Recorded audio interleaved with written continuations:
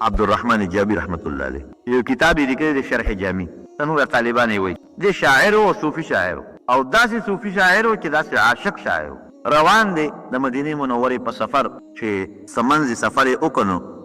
هغه زمانه کې د مدینې شریفې چې کوم ګورنر دی والي هغه نبي علیه السلام په خوب کې ولید یو سړی را روان دی په قافله کې مدینې شریفې ته نوم یې عبدالرحمن جامی دی دی بند کتی دی مدینې شریفې ته رانشي د مدینې شریفې ګورنر فورا پولیس ولیږل وی دا سړی واپس کړئ قافله را روانه وه هغه ځای کې تپوس یې وکړه عبدالرحمن جامي پکې شته وی او دا سړی دی وی تا ته د مدینې په حدودو کې د داخلېدو اجازت نشته ګورنر صاحب وایي دې به نه پرېږدو ته مهرباني وکړه واپس ځه ډېره ښه ده جي واپس یې چې واپس یې کړو دا پولیس والا را واپس شو نو هغه بیا را روان شو په سبا شپې له ګورنر بیا خوب ولیده وی ګوره تا ته ما وایي چې دا سړی مه را پرېږده او تا بیا را پرېښوده وی حضرت ما خو کسان لیږلي دي زه به بیا ولېږم ساري بیا پولیس والا ولېږل دا سړی واپس کړ او که واپس نه شو نو ګورې پویه که بیا جیل کې اچو پولیس والا بیا په لاره کې ورلل وی ګوره تا ته مونږ پرون ووې ته مو واپس لې ګورنر صاحب حکم دی چې ته به نه راځې مدینې شریفې ته ته واپس نه شوې او که دې د پاس هم رالې نو بیا به دې ګورې خیر دی پولیس والا راغلل اطلاع ورسوله په درېیمه شپه نبي علیه السلام بیا دې ګورنر په خوب کې وی ګوره تا ته ما نه وې چې دا سړی واپس کړه خو هغه دې را روان دی گورنر سے پولیس والا ته حکم وکړو چې دا عبدالرحمن جامی گرفتار کړي دې نه سمېږي مونږ یې واپس کوو دې نه واپس کېږي پولیس تا سړی گرفتار کړو چې جیل کې واچو د شپې بیا گورنر نبي علیه السلام په خوب کې ولیدو وی تا ته ما څه ویلو چې دې جیل کې واچوه تا ته ما نه وي چې دا سړی واپس کړه نو ته جیل کې اچې دې مجرم خو نه چې جیل کې اچې وی حضرت څه وکړم ورسره نو هغه خو نه پنې کېږي راځي او تاسو وایئ چې مې پرېږدی نو ما جیل کې واچو ولې حضرت دې نه پرېږدی جیل کې بیا پې ولې خفه کېږې وی دې مجرم نه دی ګناهګار نه دی چې دې جیل کې اچې وی حضرت منې کوې ولې وی ځکه یې منې کوم چې دې یو نظم جوړ کړی دی یو قصیده یو نعت یې جوړ کړی دی او دې به راځي هغه نعت به زما د قبر مخکې وایي ما ته مخامخ او داسې خشته مزیدار نعت دی بهترین چې که دا نظم یې په خوږ اواز زما د قبر مخکې ووایي ممکن ده چې د قبر نه لاس راوباسم او دته رستوري مچي وکړم یو فتنه به دې جوړېږي دې پوه کړه چې دغه نعت مو وایه دغه نظم مو وایه په دې پوه کړه او باقي پرېږده یو صاحب د قصیدې د قصیدې برده ډېره مزیدار خشته قصیدې لیکلې ده نو دا قصیده چې دا قصیده برده دا سړی چې و نو دی په خپو باندې دغه و ده شل و شل په دواړه خپو باندې شل او ده به د بادشاه په صفتونو کې نظمونه لیکل د یو بادشاه به یې ولیکه د بل بادشاه ته به دې بادشاهانو له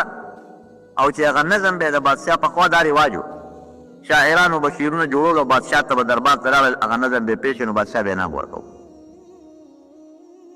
نو دې د قصیدې بردې د خاوند به د بادشاه صفت کې شعرونه جوړول او بادشاه له به ته هغه به ولې انعام ورکوو پالې دې وو پښتو شل کټ کې پروت دی زړه کې وایي چې ډېر لوی افسوس دی چې ما د هر بادشاه په صفت کې یو نظم یو نعت جوړ کړی دی او تلې مې ان ورته وروړی دی انعام مې اخیستی دی د نبي علیه السلام په صفت کې مې یو نظم اوسه پورې نه دی جوړ کړی عجیبه شاعر یم نو د ماسخوتن چې وده کېده نو وی راشه ودرېږه یو نعت جوړو یو ډېر خشته مزېدار نظم ښکلی نعت یې د نبي کریم صلی الله علیه وسلم جوړ کړ او چې څنګه یې جوړ کړ وده شو په خوب کې رسول الله مبارک ولیده دی ورته وایي د الله رسوله ما د ډېرو بادشاهانو په صفت کې نعتونه جوړ کړي دي نظمونه قصاید ان ورته اوروړي دي او انعامونه یې راکړي دي بېګا چې وده شومه نو زړه کې مې سوچ راغی چې د خپل ښکلي پیغمبر یو نظم او نعت ته جوړ کړ نبي علیه السلام کېښوده وی په دې کښېنه نظمونه وایه شعرونه وایه واحسن منك لم تر قط عيني واجمل منك لم تلد النساء اے پیغمبره ستا نه خشته انسان ما پر خپلو سترګو چېرته نه دی لیدلی او ستا نه ډولې شخصیت د مور نه دی پیدا څونه خشته دی واحسن منک یا واحسن منک واجمل منک یا واجمل منک لم تر قط ما د سترګو ستا نه ښکلی شخصیت لیدی نه دی ولم او ستا نه خشته شخصیت مور نه دی راوړی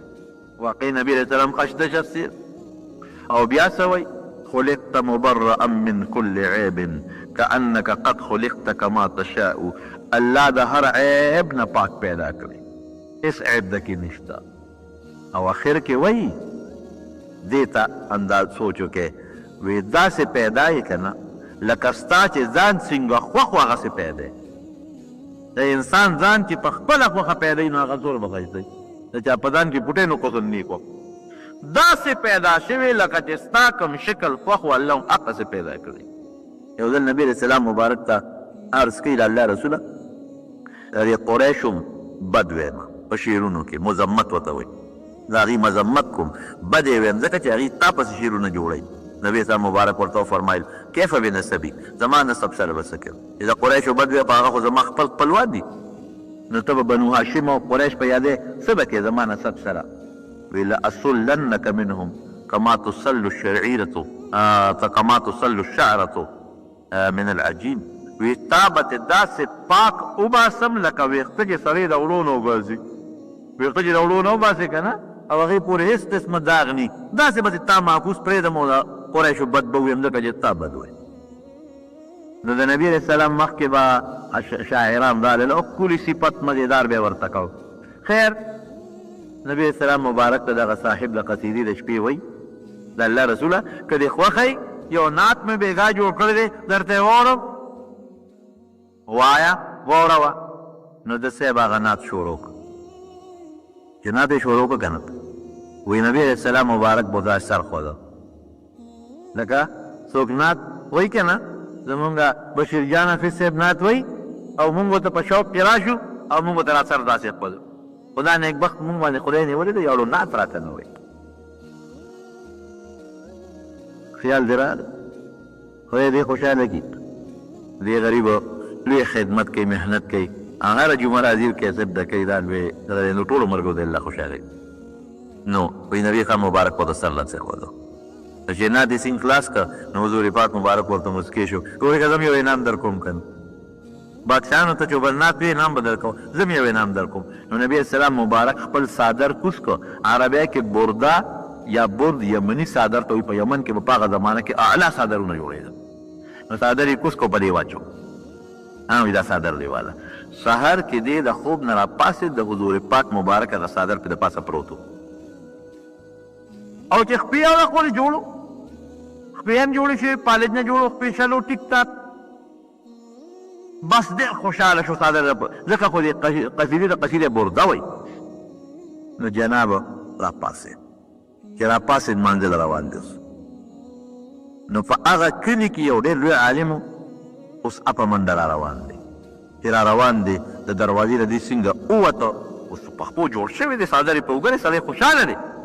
ورته رغاړه وه پلار کې سلام علیکم هله شابه کې بېګا د نبي علیه السلام ته کم نظم ویلی دی ما ته به یې وی کم نعت چې دی ویلی هغه عالم هم د کشف خاوند او مبارک ته شه دا صادر دی مبارک شه او چې خدای پاک جوړ کړي دا دی مبارک شه چا به ما ته هغه نعت ووایه هغه ورته وایي چې څنګه کوم نعت وی بېګا چې د نبي علیه السلام مبارک ته وی الله بنده خو بېګا ما خوب لیدلی او نعت مې د شپې جوړ چا ته څه پته ولګېده ته دې څه خبرې ته خو ماسخوتن مې جوړ کړو وده شوم په خوب کې مې نبي اسلام ته وی نه تا چې حضور پاک مبارک ته را نعت وی زما اورېدلی دی او نبي اسلام مبارک به راته را سره مبارک داسې ړقه شابه ما ته به دا وی نو هله به جومات ته رانه ځي هله کشف خاوند ابې پوه شو هغې پې وویل هغې نه پسې جومات ته پرېښود نو چې نبي علیه السلام مبارک ته مخامخ ودرېږي او د زړه د محبت نه درود و سلام پې دی الصلاة والسلام علیک یا رسول الله الصلاة والسلام علیک یا نبی الله الصلاة والسلام علیک یا خیر خلق الله الصلاة والسلام علیک یا خاتم الانبیاء اے د پیغمبرانو اخیری پیغمبره ای په ټول مخلوق کې غوره په تا دې صلات وسلام دا خلک وایي او بلکې دا هم ورته وایي د الله رسوله زه دې خبرې ګوی کوم چې تا خپل حق رسولی دی د امت خیر دی لټولی دی دا هم وایي ورته چې د الله رسول دا درخواست ستا په حضور کې کوم چې زه ډېر ګناهګار یم ما توبه الله ته ایستې ده ته به د الله په حضور کې زما دپاره سفارش کې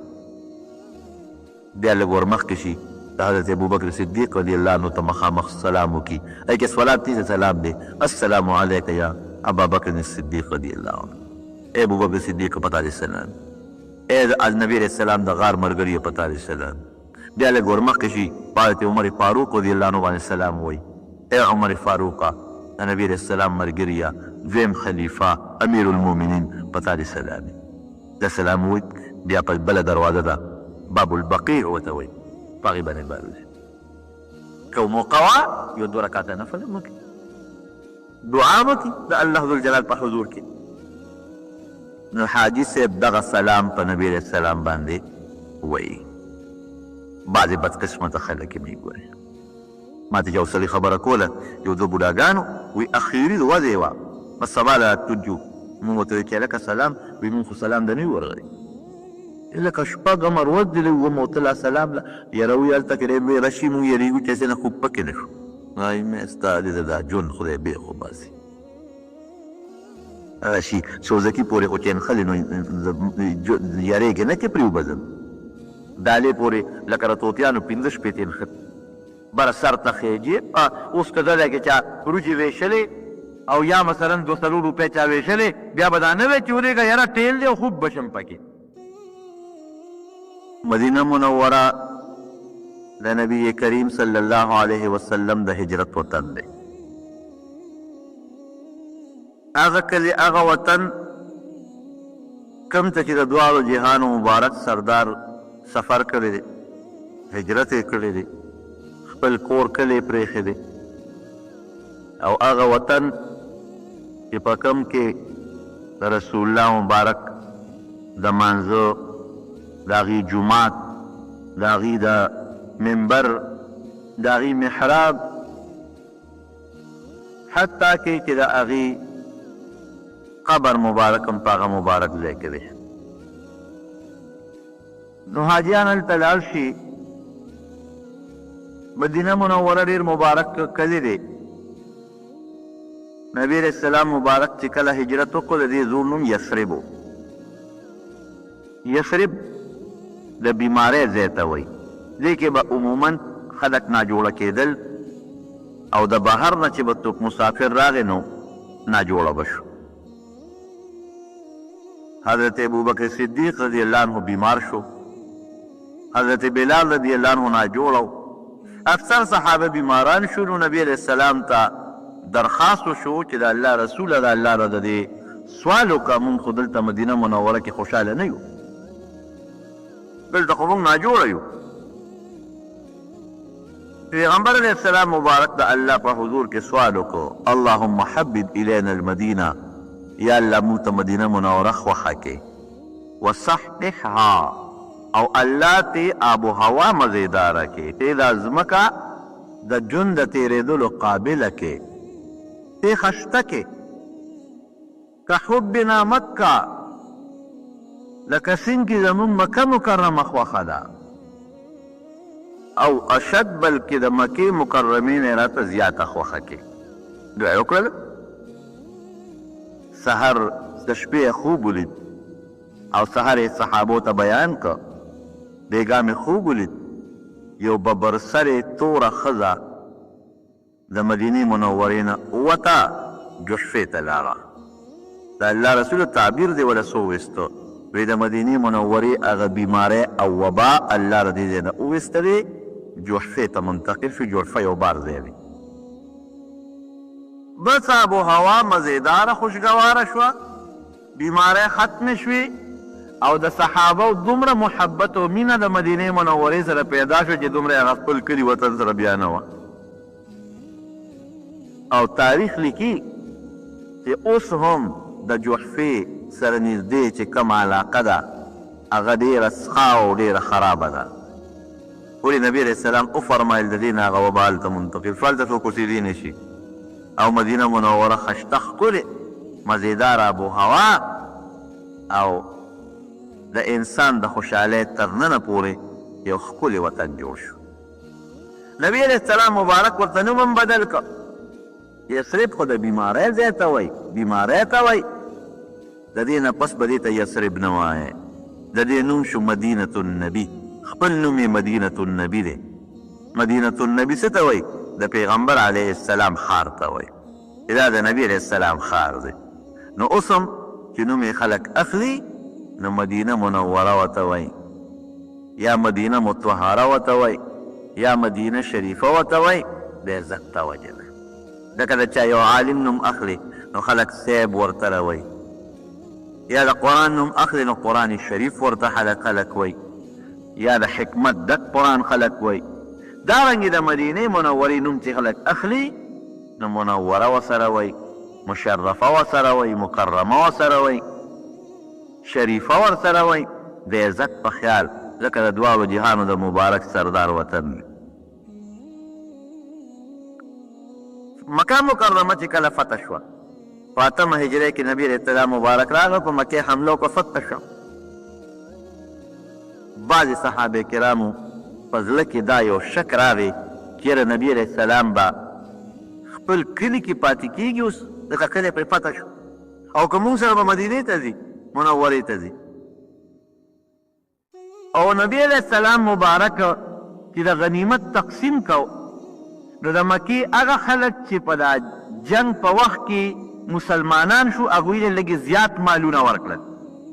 په دې خیال یې زیات مالونه ورکړل چې نبی علیه السلام وی د دې به زړه کې لږ د اسلام سره مینه پیدا شي، د اسلام د برکت به موږ ته خدای بلا مال میلو شو. هسې نه چې موږ د مدینې شریفې ته لاړ شو او دا واپس کافر شي او زموږ مسلمانان مړه نه کېدی. نو د مدینې شریفې د خلکو په لکه لږه ګیله راله. ګوره وی نبي علیه السلام نه د مکې دغې خلکو له چې دا اوس مسلمانان شو ډېر مالونه ورکړل، موږ له یې را نه کړ. حضور پاک مبارک ټول د مدینې خلک په یو غټه خیمه کې راغونډ کړل. وی تاسو داسې څه خبره کړې ده؟ مشرانو وی صاحب موږ نه ده کړې، زموږ د کشرانو کړې ده. وی ښه، وی ستاسو دا نه ده خوښه چې خلک د مالونه یوسي او تاسو ځان سره رسول الله خپل وطن ته بوځئ؟ رسول الله مو خوښ دی که مالونه هم خوښ دي؟ وی زما د قسم یې که هجرت نه وې زه به مدینه منوره کې پیدا وې. دا خو د هجرت برکت دی چې مدینې منورې ته زما هجرت وشو، که هجرت نه وې مدینه شریفه کې به پیدا وې. ای انصارو د مدینې خلک به ډېرېږي او تاسو به کمیږئ، ستاسو حق تلفي به کېږي، تاسو له به وروستو خلک بادشاهان خپل حق نه درکوي، خو تاسو صبر وکړئ. انشاءالله ستاسو ملاقات به ما سره د حوض کوثر په غاړه باندې کېږي. د مدینې منورې خلک د نبي علیه السلام خوښ وو. ولې؟ ځکه د مدینې شریفې خلکو د اسلام او د دین ډېره لویه مرسته وکړه او د نبي علیه السلام ډېره ملګرتیا کړې ده. رسول الله مبارک مدینې منورې ته دعا کړې ده حاجیان صاحبان چې لاړ شي نو د حج نه مخکې که ټیم وي نو مدینې شریفې ته ورسي، او که د حج نه مخکې وخت نه نو د حج نه پس د مدینې منورې سفر وکړي. تقریبا د دې غټو ګاډو 8 ګنټې مزل دی. دومره مزل به یې لکه د پېښور نه لاور وړه سره 400 کیلومیټر، او دا واړه ګاډي هلته لاره خوشي وي او رفتار هم د ګاډو تیز وي نو داسې 3-4 ګنټې کې رسي. مدینې منورې ته چې سړی لاړ شي هلته به څه کوي؟ بهتر خدا ده چې سړی ورسېږي خپل بلډینګ ته، لږ د دمش او د دمې نه پس دی بیا غسل وکړي او دی لامبي، او د غسل نه پس دی نوې جامې واغوندي، که نوې نه نو زړې جامې دې پاکې واغوندي، خوشبویي دې پورې کړي، که پټکې ورسره یې په سر دې کړي، سونک جامه دې برابر کړي په دې نیت چې زه د ښکلي پیغمبر ملاقات له روان یم، د هغه سلام لزم. او سړی چې دوست ته دوست ملاقات کوي نو ځان ورته خشته کړي، او چې د ښه دوست ملاقات کوي، د عزتمند انسان ملاقات کوي نو جامې م ورته ښکلي کړي، نو چې سړی د رسول الله مبارک ملاقات له د هغه سلام لذي نو په کار دا ده چې دا انسان نوې جامې وه زه خو همیشه خلکو ته وایم چې حج لذي دوه جوړې ځان سره نه وې وړه که نورې زړیم وي خو دوه نه وې وړه یو د رسول الله مبارک د ملاقات دپاره او یو چې کوم وخت په مینا کې د اختر ورځ نو د هغې ورځ دپاره نوې جامې جوړه واچوه اوله به په دې نیت چې زه خپل محبوب ملاقات لزم د هغه سلام لزم د نبی علیه السلام مبارک نه زیات محبوب په مخ د ځمکه بل څوک شته نو نشته قسم د مدینې منورې سفر چې الله چاته ور نصیب کړي دې نه لوی نعمت او سعادت بل نشته الله دې موږ ټول هغه ځای له بوځېږي نو خشته جامې نه وي بلکې سپینې جامې ځکه د نبي علیه السلام به سپینه جامه خوښه وه نبي علیه السلام فرمایي چې تاسو سپینې جامې واغوندئ سپینې جامې البسو من ثيابکم البید وکفنوا فیها موتاکم سپینه جامه واغوندئ او د مړو کفن هم د سپینې جامې نه جوړې شي دا تاسو خشته جامه ده او خشته خوشبویې پورې که جومات ته ورشه که د مانځه وخت و د جمع تیاره وه خو جمع وکړه که جمع نه وه تیاره او وخت پکې و نو دوه رکاته تحیت المسجد وکړه جومات ته چې سړی ننوځي نو دوه رکاته تحیت المسجد کوي نو که ټیم د سره و نو لاړ شه د حضور پاک مبارک سلام وکړه او که ټیم د سره نو د مانځه وخت قریب راتلو والو نو خیر د انتظار وکړه چې مونځ وکړي د مانځه نه پس ورشه د نبي علیه السلام مبارک ته مخامخ ودرېږه او سلام ورته وکړه نو باب السلام باندې حاجیان ورننوځي رش ډېر زیات دی نن سبا زوړ جومات د نبي علیه السلام هغې ته یې پرده غوندې تړلې وي نور کله دا پرده به نه وه اوس یې داسې د کپړې پرده ورته تړلې دي دپاره چې خلک نیغ په صفونو کې اوړي نو رش جوړېږي نو باب السلام طرف باندې حاجیان صاحبان میلمانه ور داخل شي رو به ځي خو د ادب او د احترام خیال به ساتې هلته داسې به نه کې لکه یو جومات ته ننوځي او شور کې غوبل کې چغې وباسې قطعا به داسې نه کې د نبي علیه السلام د ادب او د احترام خیال به ساتې يا أيها الذين آمنوا لا ترفعوا أصواتكم فوق صوت النبي ولا تجهروا له بالقول كجهر بعضكم لبعض أن تحبط أعمالكم وأنتم لا تشعرون اے د ایمان خاوندانو د نبی علیہ السلام د آواز نه بخپل آواز نه پورته کوي او داسې خبرې به ورته نه کوئ داسې چغې به د هغې په مخ کې نه وباسئ لکه یو بل سره چې مونږ کبې چغې وباسو داسې به نه کوئ او که دا بیادبي مو وکړه د هغې په حضور کې مو آواز اوچت که یا داسې چغې مو ووالې لکه مونږ چې یو بل سره کومې چغې وباسو وایي د دنیا ټولې نیکۍ به دې په اوبو لو شوي خبر به هم د ځان نه نه د نبي علیه السلام مبارک په بیادبۍ ګوره الله ډېر زیات خفه کېږي اوس هم د روجې په دې اخري لسو ورځو کې د مدینې منورې جومات د ټوله شپه کوله وي ولې خلک پکې اعتکافونه کوي او ما سوا د هغې نه چې د ماسخوتن مونځ وشي نو د جومات دروازې بندوي خلک بار وباسي هېڅوک نه پرېږدي لګیا شي خلک بار وباسي دروازې بندوي ولې دا دروازې بندوي خو د نبي د حرم د مکې مکرمې جومات خو یو ټیم هم نه بندېږي د نبي علیه السلام حکم دی چې دا به نه بندوي او د مدینې منورې جومات ولې بندېږي پېشمني تهجد سره بیا کولاوئ ماسخوتن مانځه نه پس بند کي او پېشمني تهجد سره بیا کولو کي دا ولې چل سره یو ډېر لوی عالم و په مدینه منوره کې عبدالله ابن زاید مخکې د مدینې یو یونیورسټۍ وایس چانسلر هم پاتې شوی رئیس او موږ سره یو وخت کې په یو سفر کې ملګري پاتې شوي د افغانستان زه چې لاړم هغه سره مې هلته ملاقات وشو هغه پته راکړې وه د ټلیفون نمبر هغه سره مې رابطه وشول هغه زه بیا سره د خپلو ملګرو میلمه کړل ټول ځای ته یې بوتلم ډېر لوی عالم هم دی او ډېر لوی سړی هم دی د مدینې شریفې هغه نه مې څه بعضې تپوسونه وکړل یو تپوس مې دې وکړ ما وی دې کې څه فلسفه ده او دې کې څه حکمت دی چې د ماسخوتن د مانځه نه پس تاسو جومات بندوئ د شپې ولې کوله ونه پرېږدئ چې خلک د شپې هم پکې نفل به کوي عبادت به کوي هغه وی دې کې یو حکمت دی یو فلسفه ده وی رسول الله مبارکه به د ماسخوتن دا زمونږ ور عقیده ده زمونږ وروڼو زمونږ عقیده ده چې د نبي علیه السلام مبارکه په قبر کې هغه له داسې یو ژوند دی د برزخ او د قبر ژوند ورته وایي چې هغه د دنیا د ژوند نه په لکهاو کروړها زیات بهتر ژوند دی دنیا کې خو د نبي علیه السلام به یو بل سره خبرې او اترې او د دنیا کار ته توجه به وه. خلکو ته دعوت ورکولو، تبلیغ کولو، خلکو ته دین خولو، د کور د خاوندانو خیال ساتل، او په قبر کې صرف د هغه تعلق چا سره دی؟ الله سره دی. پوره داسې حیات او داسې ژوند چې داسې په دنیا کې د دنیا نه اعلی ژوند. او دام زمونږ عقیده ده د اهل سنت والجماعت چې څوک په نبي علیه السلام سلام واچي اوري یې. د نورو مړو کې څو اختلاف بعضې خلک کوي چې مړی اوري که نه اوري، لیکن د نبي علیه السلام په اورېدو کې د اهل سنت والجماعت هېڅ اختلاف نشته. نبي علیه السلام مبارک سلام اوري، جواب یې هم ورکوي، بلکې چې کوم انسان مخامخ ورته ودرېږي پیژني یې هم. دا ماته څوک ولاړ پیژني چې دا فلان کې نوم ورته سړی والي، الله رسول د فلان کې د فلان کې زوی د پاکستان راغلی یم، تا ته ولاړ یم، په تا سلام یم، السلام علیک یا رسول الله. نو چې سړی ودرېږي مخامخ نبي علیه السلام مبارک باندې سلام اچوي، احادیثو کې راځي جواب یې ورکوي. یو صحابي تپوس کوي د نبي علیه السلام نه، د الله رسوله ته به مونږه جواب د سلام څنګه کوې؟ ته خو به خورې شوې. څه موده پس نبی علیہ السلام مبارک وفرمایل ان الله حرم على الارض ان تاكل اجساد الانبیاء. الله په ځمکه د پیغمبر د وجود خوراک حرام کړی دی. ځمکه به د پیغمبر وجود نه خوري. پیغمبر به په قبر کې بالکل سالم سلامت پروت دی.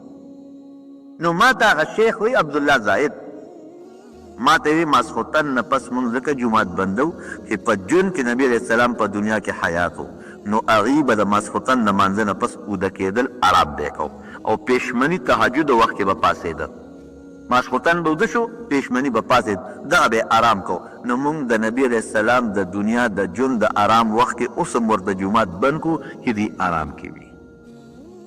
څوک سلام نه اچوي، څوک راځي نه، چې دی باقاعده د وفات نه پس هم د آرام هغه ټیم په آرام کې وي، او پیشمني نه بیا جومات مونږ کړو کې دومره هغوی د نبي علیہ السلام احترام کوي.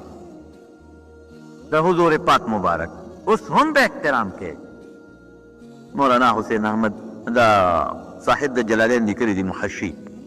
جلالین د پاسه حاشیې لیکلي دي. ما سره خپل جلالین کې ما د هغې هغه صفه م نوټ کړې ده. یو سړی د نبي علیہ السلام د وفات نه پس را داسې وخت کې راورسېد چې قبر مبارک باندې خاورې اورېدلې، نو ده به وایي په ځمکه لغړېده او په خاورو به یې په دې سر کې اچولې، او یو آیات دی. اوس هم چې چاته دا آیات یاد وي نو په کالو چې هغه ځای کې ووایي ولو انهم اذ ظلموا انفسهم جاءوك فاستغفروا الله واستغفر لهم الرسول لوجدوا الله توابا رحيما. الله قرآن حکیم کې فرمایي که چا په ځان ظلم کړي، چا په ځان زیاتې کړي، چا ګناه کړي، او دوی تاله راشي ای د الله رسوله چې سړی ګناه وکړي، هغه زمانه کې به چې چا ګناه وکړه نو هغه نیغ پیغمبر علیه السلام ته لاړ، صحابو به ګناه وکړه نو هغوی به بې سانده به لاړ، د الله رسول مانه دا ګناه شوې. لکه اوس یو سړی ګناه وکړي، یو عالم له پټ راشي، یاره مولانا صاحب مانه دا غلطي شوې ده، څه وکړو؟ او دوی توبه وباسه یا صدقه ورکړه. هغه راز باز د عالم سره به ساتي چې چا سره د کوم څیز تعلق وي، خلک هغه نه د هغې تپوس کوي. نو نبی علیہ السلام مبارک له الله وایي که چا نه په ځان ظلم وکړو، زیاتې یې وکړو، ګناه وکړه او تاله رالل ای د الله رسوله فاستغفر الله واستغفر لهم الرسول. دا سړی د دوه کار وکړي، یو خو یې د الله نه بخښنه وغواړي، بل دی نبي علیہ السلام ته سپارش وکړي چې تا له بخښنه وغواړه. نو چې دی د الله نه بخښنه غواړي او رسول الله مبارک هم ولا د الله نه بخښنه غواړي، واستغفر لهم الرسول، نبی علیہ السلام وایي چې الله ته دې وبخي، لوجدوا الله توابا رحیما، الله به ورته ګناه معاف کړي، رحم به هم پرې وکړي، ګناه به هم معاف کړي او مزید رحم به پیدا وکړي چې هغه ګناه به ورله په نیکو بدله کړي. هغه صحابي راغی چې عثمان خو موقع لاړه، موږ خو چې به غلطي وکړه رابلو نبي علیہ السلام ته به ودرېدو د دې آیات مطابقه،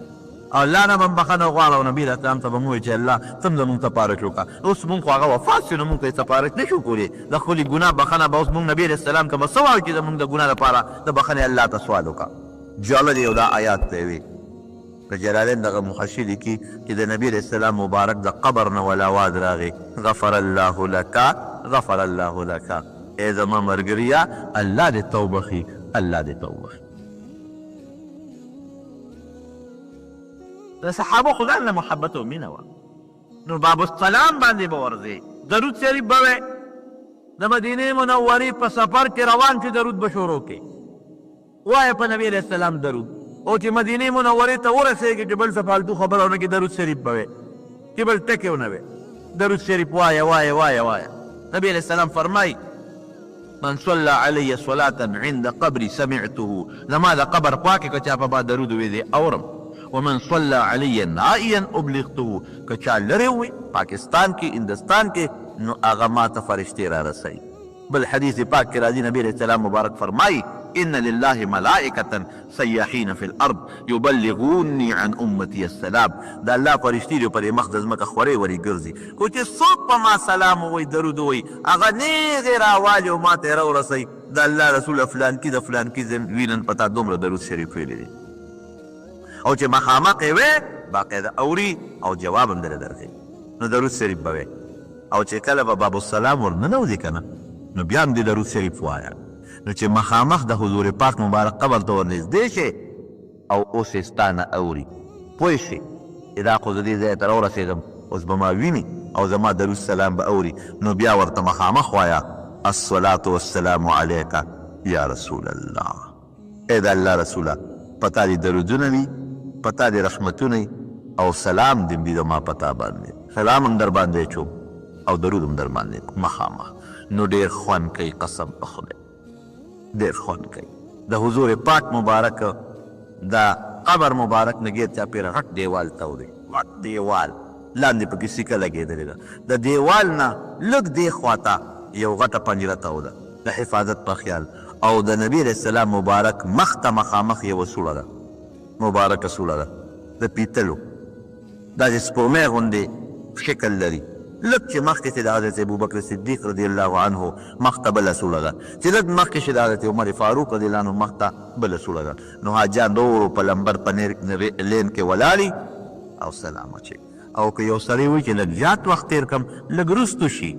خلکو له لار ورکړي لږ وروستو شي نو هلته ولاړي نو هلته کې درود سلام په نبي علیه السلام باندې وایي د خپل هم وایي الصلاة والسلام علیک یا رسول الله دا هم وایي او د خلکو درودونه هم ورته رسوي د فلانکي له طرف نه پتا سلام دی د الله رسوله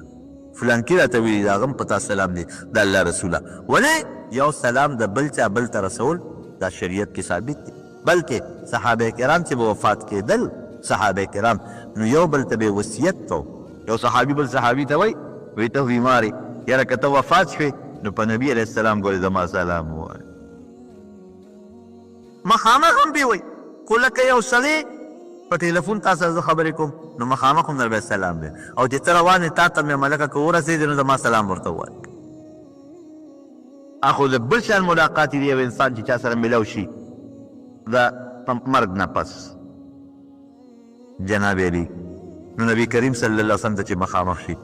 دا آیات هم پکې ووایه ولو انهم اذ ظلموا انفسهم جاءوک فاستغفروا الله واستغفر لهم الرسول لوجدوا الله توابا رحیما دا هم پکې ووایه او چې څوک د سنتو خلاف ورزي کوي د هغې سړي قدر کول هر ځای ګناه ده د هغه قدر به نه کوې قدر او عزت به د هغه چا کوې چې څوک د نبي علیه السلام د سنتو تابعداري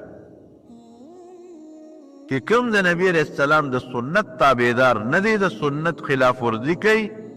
او د سنتو په ځای خپل رواج د شریعت وی دین ورته وی نو دغه انسان باندې ارض لعنت دی خدا د نبی علیه السلام د کلی خبره ده چونکې هغه خو د سنتو ځمکه ده هغه د سنتو باغیچه ده نو په دغه ځای کې بیا د سنتو خلاف ورزي کول ډېره زیاته ګناه ده لکه ګناه په جومات کې وي د جومات نه بهر وي دواړو کې فرق دی هلته سنتو ځمکه ده د نبي علیه السلام د سنتو وطن دی هلته د سنتو خلاف ورزي بیا ډېره لویه ګناه ده دا د مدینې منورې عزت شو د احترام شو د هغې د جومات عزت د هغې د خور عزت د هغې د جومات احترام د هغې د خور احترام دا په مونږ لازم دی چې مونږ یو کم از کم ځمکه کمه ځمکه ده رسول الله مبارک پکې خپله زندګي تېره کړې ده خپل ژوند یې پکې تېر کړی دی نبي علیه السلام مبارک ته پکې وحی راغلی ده حضرت جبریل علیه السلام او فرشتې پکې ګرځي د الله رحمتونه پکې ورېږي قرآن پکې نازل شوی دی لازم دی په مونږ چې مونږ د دغې ځمکې قدر وکړو د هغې ځمکې احترام تېره جمعه مې ویلي چې یو مونځ په دغه ځمکه یو حدیث کې یو په زر راځي او په بل حدیث کې یو په 50 زر راځي. لکه هلته یو منځو کې او د مدینې شریفې نه بهر 50 زره منځونو کې هغه ته غوره دی، برابر هم نه هغه ته غوره دی. نو حاجي صاحب کې لاړ شي 40 ورځې په مدینه منوره کې تېروي، 40 ورځې، او کوشش کوي دا 40 نه 78 ورځې، 40 منځونه 78 ورځې تېروي او پکې 40 منځونه پوره کوي په دغه جومات کې، او ورسره د نبی علیه السلام مبارک ته مخامخ ودرېږي او سلام کوي. د هغې آداب وغیره مې تېره جمعه درته ویلو. ویې تر څو نبی علیه السلام زه نیم سپړدیدان به نه سپړم، صرف اودس ماتي لبه صحابه اوس پړدلا به اودس به مات رکوټې یالوي او بیا به راغې ستن پورې به وتړو. نبی علیه السلام ته چا الوي حضرت ابو لبابه خو ځان ته جومات په ستن پورې تړلی دی. وی چاته ځان تړلی وی الله ته، چې الله به مې معاف کړي او نبي علیه السلام به مې پرانیزي. وی ښه نو الله خو لوی ذات دی چې هغه ته ځان وتړو، الله پیشه او دی پیشه. زه د الله په مقابله کې ودرېدی شم، ما له به راغلی و د الله بنده کړمه، ما ته به ویلي چې ما له د الله نه بخښنه وغواړه، ما به له د الله نه بخښنه غوښتې وه. اوس چې الله ته نیغ په نیغه لاړ، الله پیشه او دی پیشه. لکه اوس پاک یو عدالت کې بر عدالت کې چې څوک درخواست ورکړي په سپریم کورټ کې مثلا، نو لاندې عدالت خو د هغې فیصله نشي پوري، د الله خو لوی عدالت دی. دې ته نوبت ورسېد چې د هغه سړي اوږې شروړی به یې نه خوړه، وبه یې نه څکلی، د سترګو نظر یې تقریبا ختمېدو والا شو. نبي علیه السلام ته بیا صحابه عرض وکړو د الله رسوله سړی پرانیزه ګورې، وی ما له به راغلی و که نه اوس الله پوه شه دی پوه شه. بیا قرآن حکیم کې رب العالمین آیات نازل کړه د هغه د معافۍ چې دا ما معاف کړ. نو نبی علیه السلام بیا دې وسپړدو. هغه ستن چې زه پورې ځان تړلی هغه زمانه کې خو د کجورو وه، اوس پخه ستن ده، نو په هغې یې بلې دي کړي استوانې ابیلوبابه. هغه ستن چې ابیلوبابه صحابي ورپورې ځان تړلی دی، دا مبارکه ستن ده. دغه ځای کې د توبه الله قبوله کړې ده. بله یو ستن ده په هغې لیکل نشته، خو تاریخ لیکي چې یو د کجورې ستن وار او هغې ستن ته به نبي علیه السلام مبارک ډډه واله او تقریر به یې کو، منبر لا نه و جوړ. یو بیبي نبي علیه السلام ته راله، عایشه انصاریه، وی د الله رسوله زما یو غلام دی، ترکان دی، ترکاني ورځي،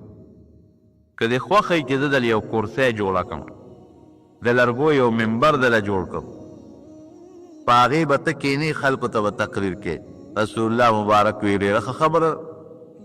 نو دا بقي مقبره چې اوس کومه دې کې ځنګل و،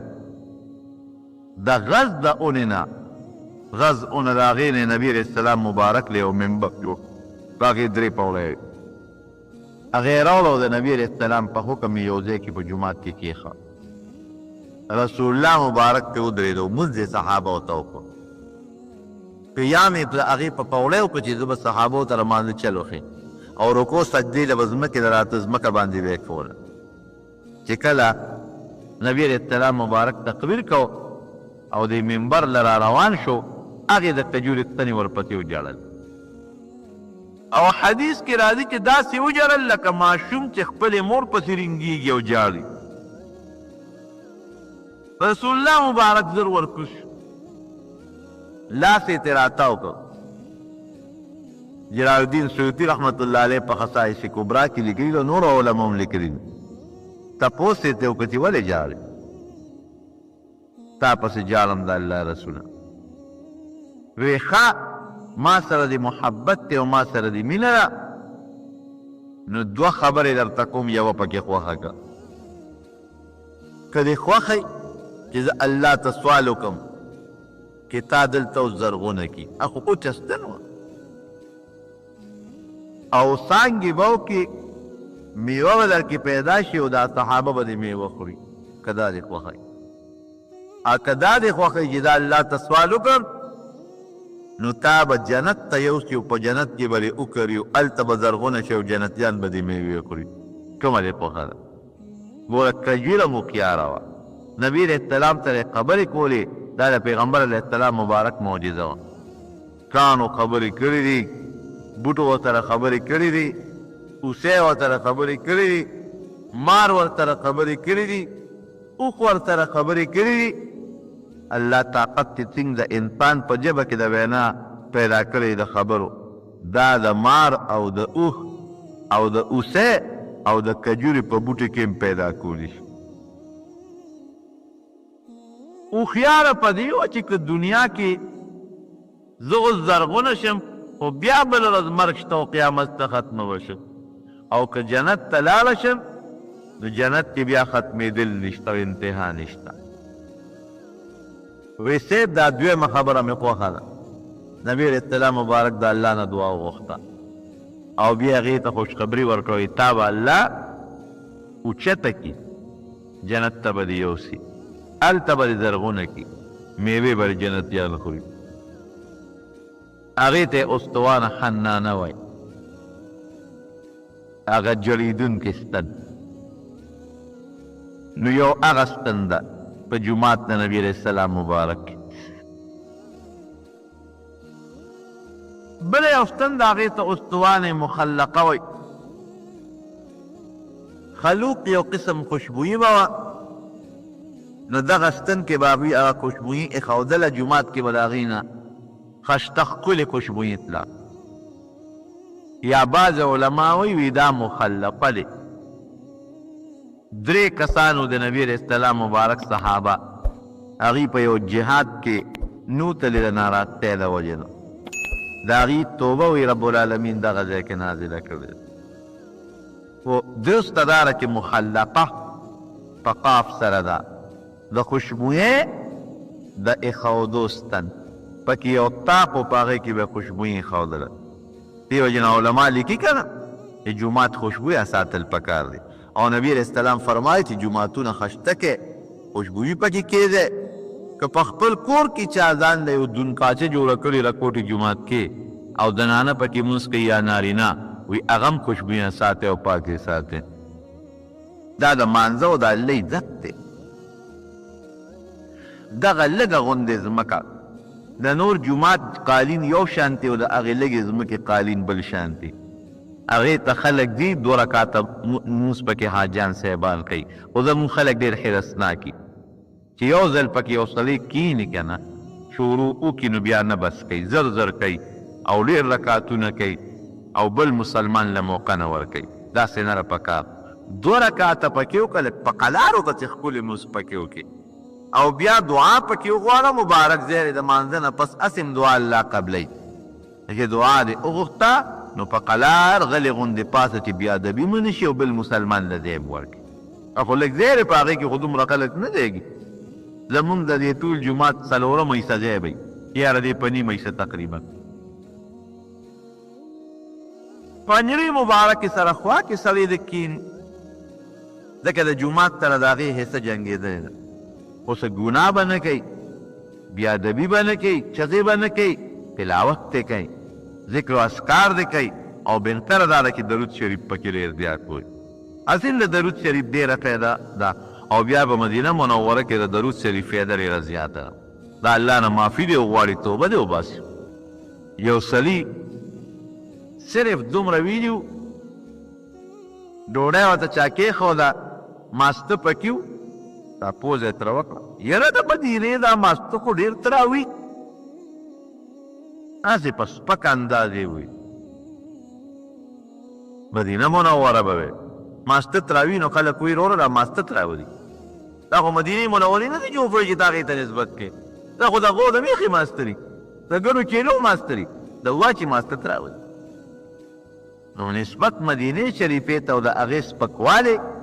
نبی علیه السلام مبارک د شپې په خوب کې ولید. وایي چې زما د وطن مستود پورې خندا کې و، زما وطن دې نه دی خوښ، نو دلته کیسو زیرو دی زما د وطن نه. علماء لا څوک وی لاړ شه حضرت حمزه رضی الله عنه قبر دی په احد کې، هلته د بوجانه د نبی علیہ السلام مبارک تره دی ممکن ده چې الله در باندې رحم وکړي راغی وخت ته حمزه رضی الله عنه سید الشهدا قبر سره ودرېد الله ته یې ژړل سوالونه یې کول چغې وال حمزه رضی الله عنه په خوب کې ولید او ورته وایي چې زما د حبیب د کلي بې ادبي دې کړې ده زه نور به د الله ماف کي غږ به درته نه کوي خو د مدینې منورې نه زر اوزه ګنې د ایمان د وتو خطرلې ده هر چا سره دا نه کوي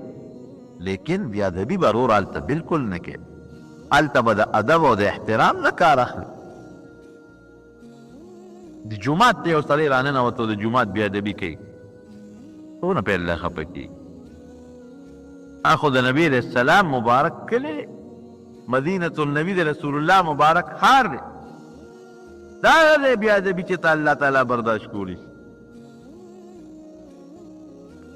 خوراک ته هسې سپک کتل ښه نه دي دلته هم د خوراک سپکاوي به نه کوې د نبي علیہ السلام مبارک دا صفت و چې خوراک به کور کې ورته چا کېښوده که خوښ به او ویې خوړه او که نه خوښ به یې نو پرې ویې خوړه خوراک پورې به ټوکې نه کوې دا غټه بې ادبي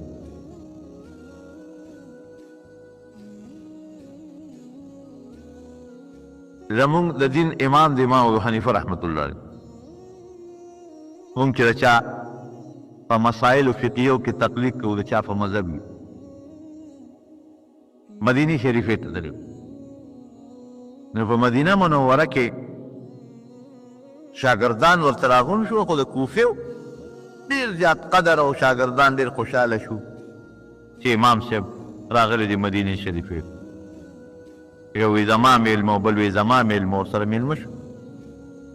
چې یو څو ورځې تېرې شوې نو شاګردانو ته یې وایي چې زه ځم هغې وي صاحب ولې وی بس زما څه ضرورت دی عذر دی زه ځم وی صاحب خلکو مدینې شریفې پسې بلا مزلې کوي او دې ځای نه د چا زړه چرته کېږي موږ سره به یې څارې یو میاشت دوه میاشتې به را سره تېرې وی نه زه مجبور یم معذور یم ما ته عذر دی زه ځم خیر دی ورته مینت زاري وکړل بیا پاتې شو سبا بیا سامان راواغشوي ما ته اجازت وکړې ځم هغې وی صاحب خلک به راپورې خاندي که ډېرې ورځې نه تېروي نو اتر ورځې خو پوره کړه چې هغه څلوېښت لمونځونه خو پوره کړي کم که چې یو حدیث کې راځي چې څلوېښت لمونځونه څوک دلته وکړي وایي زه به شپارش کوم د هغه انسان دپاره څلوېښت خو پوره یاره ما ته عذر هغې وایي حضرت تو عذر دی بس وایي زه لږ مجبور یم خیر بیا دې پاتې کړه بله ورځ بیا سامان راواغېشت شاګردان ورته وایي دا خلک د راپورې خاندي وایي دا ستا څنګه امام دی خلک د نبي علیه السلام په کور پسې کوشش کوي چې زه لاړې او تر دې نه تقې مونږ د خدمت کوو ډوډۍ درکوو عزت دې کوو څه تکلیف مشکل درته نشته او بیا به دې نه ځې دې تنګ که نو دې ورته څه وایي وی زما د قسم دی چې په کومه ورځ دلته راننوتې ما متیاز یې نه دي کړی یریږم چې هسې نه په داسې ځای کې متیاز یې وکړم چې د مبارک رسول الله صلی الله علیه وسلم پې قدمونه لګېدلي پرې مې دی دا مې عذر دی بل عذر مې نشته چې داسې ځای ته لاړ شم چې ما ته په یقین سره معلوموي چې هلته نبي علیه السلام مبارک قدم نه دی ښی چې زه متیاز یې وکړم خیر بیا به واپس راشم دومره ادب او احترام حالانکې متیاز یې کول څه ګناه نه ده نبي علیه السلام مبارک اودس پکې مات کړی صحابه مات کړی تابعین زنانه عذر دی دا خو طبیعي ضرورت دی د انسان الله را ضرورت پیدا کړی دی په دې الله څوک نیسي نه چې دا وایي دلته کې متیاز یې وکړئ خو د هغه په زړه کې یو ادب یو احترام مولانا رشید احمد گنگوی رحمت الله علیه په مدینه منوره کې به خپیب لیکپې ګرځېدو د حاجي صاحب هم دغسې و خپیب لیکپې څپلی کیړی به نه پښتو پولې حالانکې خپیب لیکپې څپلو سره ګرځېدل څه ګناه نه ده صحابه علما او تابعین ټول څپلو سره ګرځېدلي خو دا د هغې په زړه کې یو ادب و یو احترام و چې موږ د ولې په پیزار او په څپلو کې په دې ځای کې وګرځو حاجی امداد الله مهاجر مکی رحمت الله علیه هغه به تورې څپلی نه پښتو کول چاوي ولی یاره وی د بیت الله دا غلاف تور دی دا بیا د بیا بی ګڼله حالانکه تورې څپلۍ پکپوکول ګناه نه ده ډېر خلک یې تورې څپلۍ پکپوکوي صحابه او علماء صحابه تابعینو ټولو پکپوکړي احترام دې د مارونو د هغه ځمکې نو دغه پاکه ځمکه خشته ځمکه ډېره د ادب ځمکه ده ډېره د عزت ځمکه ده ډېره د احترام ځمکه ده الله فرشتې اوس هم مقرر کړي دي او یا زره فرشتې دې له مقرر دي چې په نبي علیه السلام هلته درود وایي او عام انسانان هم لګي درود شریف وایي او فایدې وایي موږ ته رارسي د درود شریف فایده نبي علیه السلام ته نه ده موږ ته رارسي د هغې یو مثال درته زه ښیم لکه یو سړي سره بیټري و دی دیوال ته ونیسي نو د بیټرۍ فایده دیوال ته نه رسي خو تا ته فایده ده چې هغه رڼا را واپس شي تا په دې مخ راوغورځېږي ته ورسره روښانه ښکارې دغه رنګې د درود شریف هغه عکس الله په تا را واپس کوي تا ته الله تعالی د درود شریف فایده در رسوي